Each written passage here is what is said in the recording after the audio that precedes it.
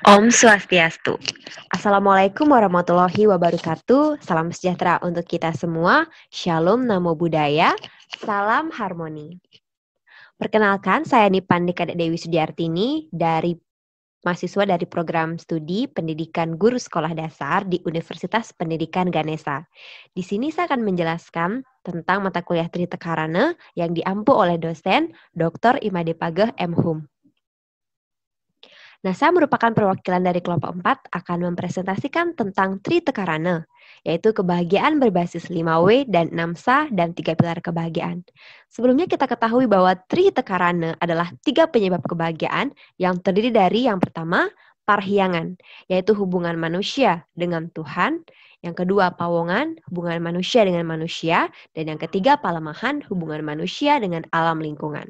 Nah, untuk mencapai suatu harmoni di samping Trita Karana tersebut, kita juga bisa menambahkan kebahagiaan kita dengan berbasis pada 5W dan 6Sa dan juga 3 pilar kebahagiaan.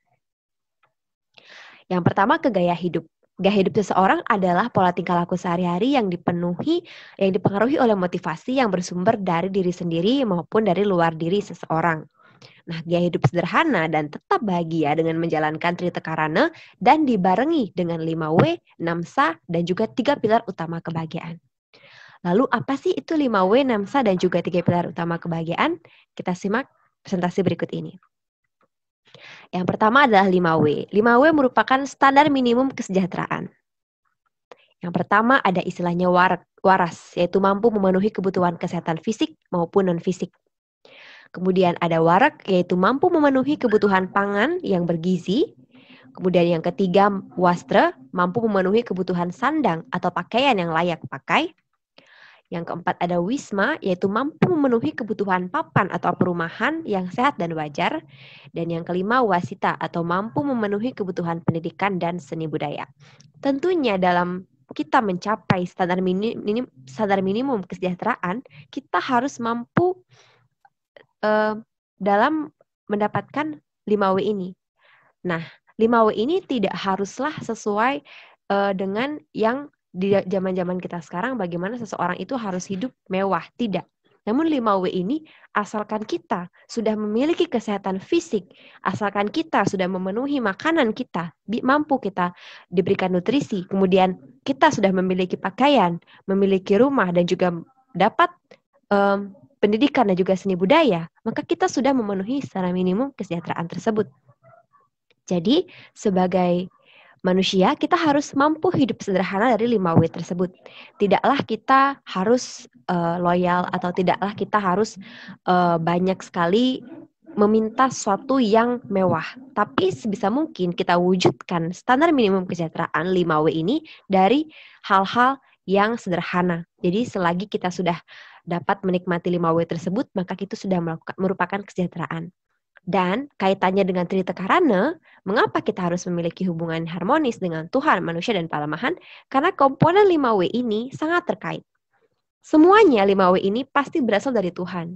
Tuhan memberkati kita dengan memberikan kesehatan fisik, kemudian memberkati kita dengan menciptakan alam dengan sumber pangan, sumber makanan, sumber untuk membuat pakaian, sumber untuk membuat perumahan, dan juga Tuhan menciptakan manusia untuk mampu memberikan kita pendidikan dan seni budaya. Sama halnya dengan manusia. Jika tanpa adanya manusia lain, kita tidak bisa belajar. Kita tidak bisa memenuhi kebutuhan kita. Dan juga yang ketiga dengan alam. Karena itu kita harus menjaga hubungan harmoni kita dengan Tuhan, dengan sama manusia, dan juga dengan alam. Nah, ada juga prinsip 6Sa, yaitu psikologi hidup bahagia dari Ki Ageng Suryo Mentaram. Yang pertama yaitu sabutuhe, sesuai dengan kebutuhan utama. Jadi, kita harus mengutamakan kebutuhan utama kita seperti yang kita ketahui, ada sandang, pangan, dan papan. Jadi, kita harus memenuhi dulu makanan kita, apakah tercukupi, harus memenuhi pakaian kita, apakah kita sudah memiliki pakaian yang layak, dan yang ketiga, kita bisa memiliki rumah atau tempat tinggal. Kemudian, seperlunya untuk memenuhi kebutuhan kita. Sama halnya dengan kebutuhan utama. Jadi, saat kita sudah seperlunya, kita harus selalu merasa cukup. Kita harus selalu merasa bersyukur dalam hidup kita. Jika kebutuhan kita sudah terpenuhi, maka kita akan bahagia. Secukupnya untuk memenuhi kebutuhan kita. Yang keempat, sabenere, yaitu mengikuti aturan. Di mana kita dalam menginginkan sesuatu harusnya tetap di jalan dharma atau jalan kebaikan. Harus tetap dengan sesuatu yang halal. Jangan dengan sesuatu yang haram. Karena dalam hidup kita untuk bahagia, kita harus selalu mengikuti aturan yang baik. Kemudian samestine, mendapatkan sesuatu dengan benar. Ini berarti jika memang hak kita akan mendapatkannya. Jangan pernah kita egois dan meminta hak orang lain. Jadi semestinya kita hidup seperti samestine ini adalah hidup dengan mendapatkan sesuatu yang memang benar milik kita. Jangan pernah memaksa hak orang lain untuk diberikan kepada kita. Karena tiap orang punya haknya masing-masing. Jadi kita harus mendapatkan sesuatu yang benar sesuai dengan hak kita. Jadi dengan sesuatu juga saya katakan pada poin keempat, dengan sesuatu yang halal. Jadi dengan sesuatu yang bersifat baik. Yang keenam, sakpenake, sepantasnya, senyamannya. Sama dengan poin keempat dan lima tadi. Sepantasnya, jika kita pantas untuk mendapatkan apa yang memang kita dapatkan, jadi segitunya kita akan mendapatkannya. Dan juga dalam senyamannya.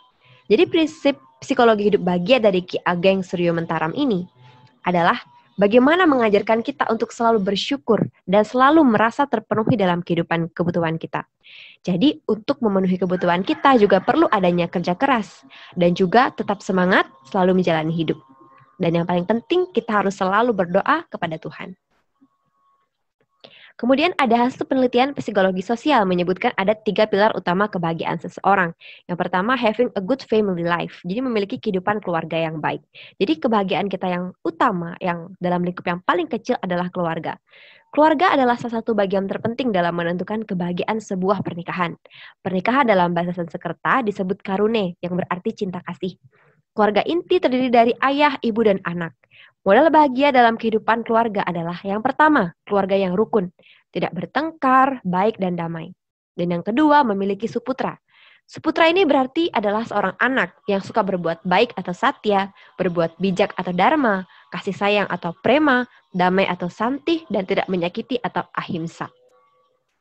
Jadi, kebahagiaan dalam lingkup terkecil kita mulai dulu bangun dalam lingkungan keluarga. Jika kita selalu rukun, selalu baik, dan tidak bertengkar, maka niscaya kita akan merasakan kebahagiaan. Yang kedua, having a good job, memiliki pekerjaan yang baik. Nah, ekosistem kerja yang harmoni akan memberikan kebahagiaan, karena jika kita selalu menebarkan energi positif dan orang-orang akan suka dengan kita sebagai teman, maka kita akan memiliki relasi dan tentunya kita akan mendapatkan suatu pekerjaan yang baik juga. Jadi, kebaikan berasal dari kita, maka kita juga akan mendapatkan kebaikan kembali. Yang kedua, ada suasana kerja yang tidak kondusif dapat membawa penderitaan. Iya benar. Maka dari itu dalam membangun suasana kerja, sebisa mungkin kita harus bersikap positif, bersikap baik. Jadi agar kita juga mendapatkan lingkungan yang baik pula. Dan yang ketiga, bekerja berkaitan dengan harga diri, beraktualisasi dan bersosialisasi. Jadi sebagai manusia, kita harus mampu bersosialisasi dan juga beraktualisasi di lingkungan masyarakat. Bagaimana kita sebagai masyarakat harus bersikap yang baik dan tidak menyakiti seseorang. Yang ketiga, having a good friends and community. Jadi memiliki teman dan komunitas yang baik. Ini juga merupakan suatu 3 pilar utama kebahagiaan kita. Memilih teman dan pergaulan yang dapat mendatangkan kebahagiaan. Nah, jika salah memilih teman, maka pergaulan akan terjerumus dalam penderitaan. Dan yang ketiga, mengutip filsuf Yunani yang bernama Plato menyatakan, janganlah engkau berteman dengan orang jahat, karena sifatmu akan mencuri sifatnya tanpa engkau sadari. Nah, ini berarti kita sebagai manusia diinstruksikan atau diajarkan untuk selalu mampu menahan diri kita dan tidak terjerumus ke dalam pergaulan-pergaulan yang negatif. Sebagai manusia, kita harus bisa memilah dan memilih mana lingkungan dalam berteman yang baik dan mana yang buruk. Bukan berarti kita tidak boleh berteman dengan orang yang jahat.